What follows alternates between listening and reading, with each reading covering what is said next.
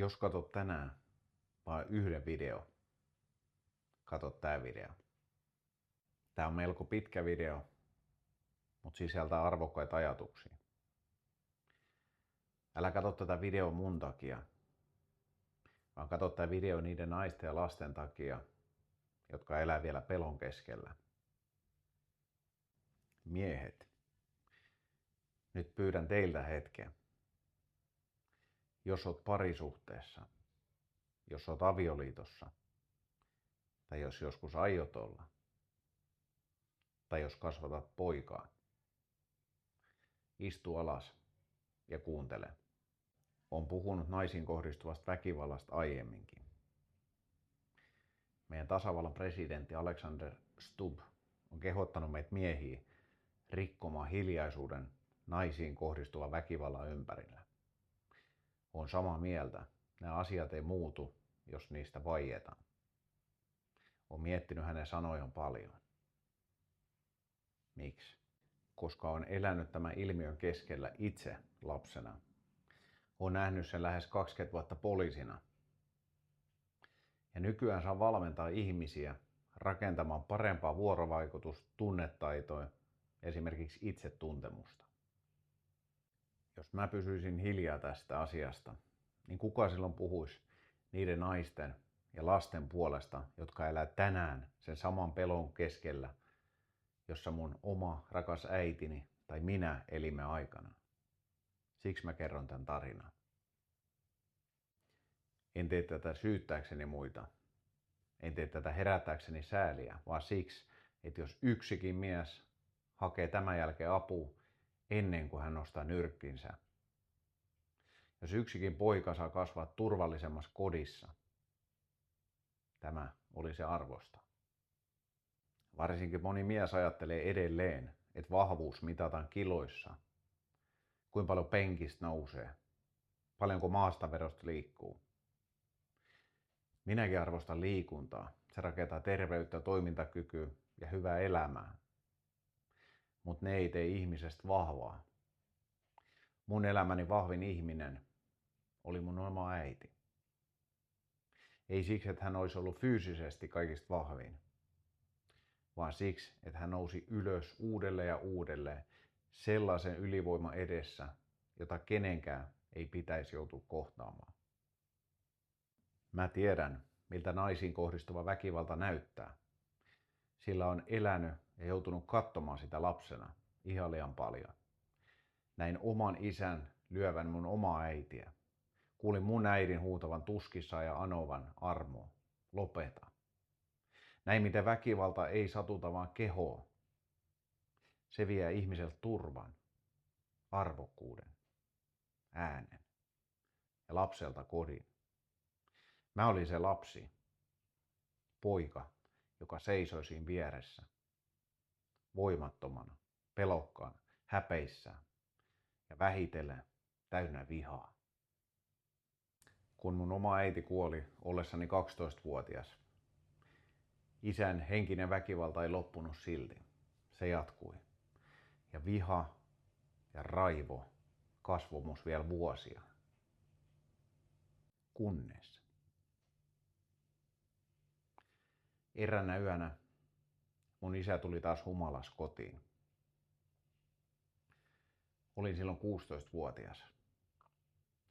Hän oli tosi aggressiivinen. Hän riuhtasi mut ylös sängystä ja huusi. Räyhäsi. Yritti lyödä. Silloin maailma pysähtyi. Veri kohisi mun suonissa. Kaikki mun lapsuuden kuvat välähti mun silmissä niin kuin elokuva. Äidin itku. Ne lyönnit, solvaukset, pelko. Ne yöt, jolloin mä joudun pakenemaan mun omasta kodista peläten mun oman henkeni puolesta. En ollut enää se pieni poika, joka seisoi avuttomana siinä vieressä. Mä olin nuori mies. Ja ensimmäistä kertaa mun elämässä mulla oli voimaa vastata siihen isän hyökkäykseen. Tiesin ja tunsin, että nyt mä voisin kostaa.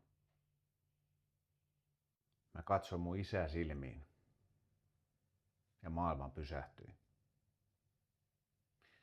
Kaikki mun ympäriltä katosi. Mä kuulin vaan oman sydämeni äänen. Veri kohisi mun suonissa.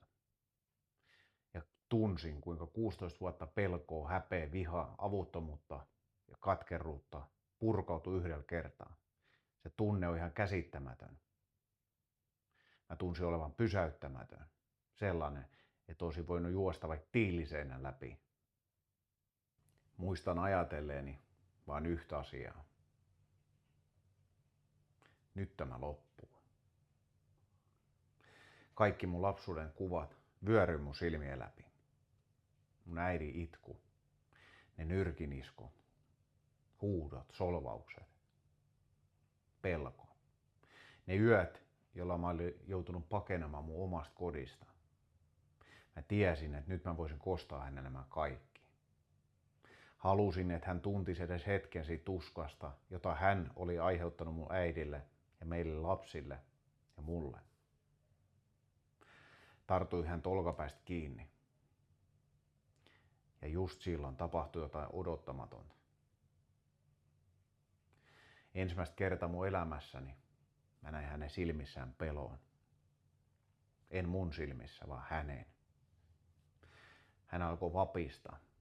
Hän murtui, itki ja pyysi anteeksi ensimmäistä kertaa mun elämäni aikana. Ja silloin mussa tapahtui jotain, mitä en osaa vieläkään selittää. Saman aikaan kaiken sen vihan ja raivon alta nousi rakkaus.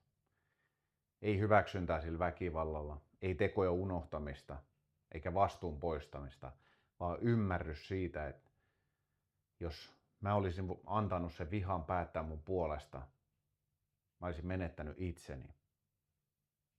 Sinä yönä päätin, että isäni väkivalta ei saa enää määrittää sitä, minkälainen mies musta tulee. Mä olin vahva. Laskin käteni ja nostin mun isää ylös. Katsoin häntä suoraan silmiin ja halasin häntä. Uskon, että se halaus satutti mun isääni paljon enemmän kuin yksikään lyönti olisi koskaan voinut satuttaa. Ei siksi, että mä halusin satuttaa, vaan siksi, että siinä hetkessä hän joutui kohtaamaan minut, oman poikansa ja ehkä ensimmäistä kertaa myös itsensä. Sinä yönä en voittanut mun omaa isää. Sinä yönä mä voitin sen vihan, joka oli elänyt mus vuosia. Siinä hetkessä mä ymmärsin, että todellinen vahvuus ei ole kyky satuttaa. Todellinen vahvuus on kyky pysähtyä ennen kuin satuttaa. Sinä yönä ylisukupolvisen väkivallan ketju katkesi mun kohdalla. Haluan sanoa vielä yhden asian mun omasta isästäni. Olisi helppo jättää hänet vain väkivaltaiseksi mieheksi ja isäksi. Mutta se ei olisi koko totuus. Mun oma rakas isä oli parhaimmillaan myös erittäin hyvä isä. Hän kannusti meitä liikkumaan. Opetti pitämään huolta meistä itsestämme. Meille jäi myös paljon hienoita ja rakkaita muistoja. Nykyään pystyn näkemään isässäni myös sen valtavan potentiaalin, joka jäi puutteellisten, mutta opittavissa olevien taitojen alle. Se ei tee väkivallasta hyväksyttävää, mutta se muistuttaa minua siitä, miksi mä teen tätä työtä. Tutkimukset osoittaa, että vakavan lähisuhdeväkivallan taustalla voi olla useita riskitekijöitä ja niiden kasaantuminen.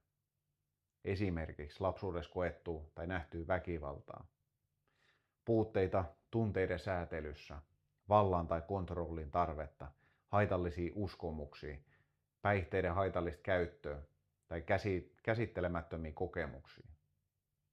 Mutta mikään niistäkään ei oikeuta väkivaltaa. Vastuu on aina tekijällä. Samalla erilaiset tutkimukset kertoo myös meille jotain toiveikasta. Tällainen ylisukupolvisuuden kierre voidaan myös katkaista. Ihminen voi oppia, ihminen voi kasvaa, ihminen voi oppia ottamaan vastuun. Lähes 20 vuoden poliisuran aikana on nähnyt saman pelon liian monta kertaa. On vaan eri osoitteet, eri ihmiset. Sama hiljaisuus, sama häpeä, samat lapsen katseet. Siksi puhun nykyään itsetuntemuksesta, tunnetaidoista ja vuorovaikutuksesta. En puolusta väkivaltaa, en puolusta tekoja. Mä puolustan seuraavaa uhria. Siksi haluan ymmärtää, mistä väkivalta syntyy. Vain silloin me voidaan yrittää ehkäistä sitä. Lopuksi haluan jättää jokaiselle miehelle yhden kysymyksen. Lähes jokainen meistä haluaa olla suojelija, mutta pysähdy hetkeksi. Mieti, millaista turvaa sinä tuot ympärillesi. Onko se turvaa, joka syntyy siitä, että muut pelkäävät sua? Vai onko se turvaa, joka syntyy siitä, että ihmiset uskaltaa olla täysin omia itseään sun lähelläsi? Kun puoliso tulee kotiin, kun lapses juoksee sun syliin, kun ystävä kertoo sulle olevas vaikeuksissa, kun työkaveri uskaltaa kertoa tehnees virheen, mitä sun läsnäolo silloin synnyttää? Synnyttääkö se pelkoa vai turvallisuutta? Mun mielestä siinä mitataan miehen todellinen vahvuus. Ei siinä, kuinka paljon sä nostat penkistä, eikä siinä, kuinka kova sä olet, vaan siinä, kuinka turvallista sun lähellä on olla. Mies, jos tunnistat itsessäsi vihaa, katkeruutta, hallinnan tarvetta, väkivaltaisia ajatuksia, älä jää yksin. Nosta käsi virhemerkiksi. Ota vastuu. Hae apua. Aloita matka itseesi.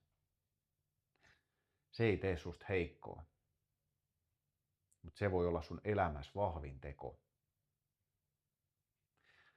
Rakennetaan yhdessä Suomi, jossa miehen vahvuutta ei mitata sillä, kuinka kova hän pystyy lyömään, vaan sillä, kuinka turvallista hänen lähellään on.